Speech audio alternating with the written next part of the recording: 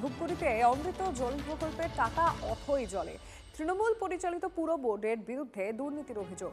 বাড়ি বাড়ি পাইপ বসলেও জল আসে না, কোথাও জলে পড়লেও তা দুর্গন্ধযুক্ত।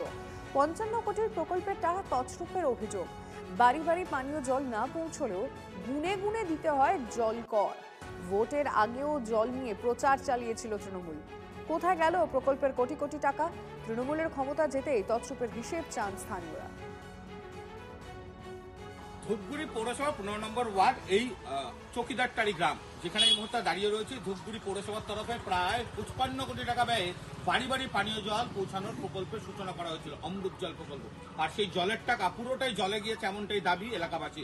এই কথা আমরা বলছি না, এখানকার বাস্তব ছবি সেই কথা বলছে। এই যে আমার পাশে এই যে জলের পাইপলাইনে আজও জল পড়েনি। প্রায় ১ বছরের বেশি সময় হয়ে গেল অভিযোগ জানানোর পরেও সেই অভিযোগের কোনো সুরাহা হয়নি। ১০ বছরের বেশি সময় আগে এই জলের পাইপলাইন বাড়ি বাড়ি পৌঁছানো হয়েছিল। ধূপগুড়ি পৌরসভার ১৬টি ওয়ার্ডে বাড়ি বাড়ি পানীয় জল পৌঁছানোর কাজ শুরু করে পৌরসভা।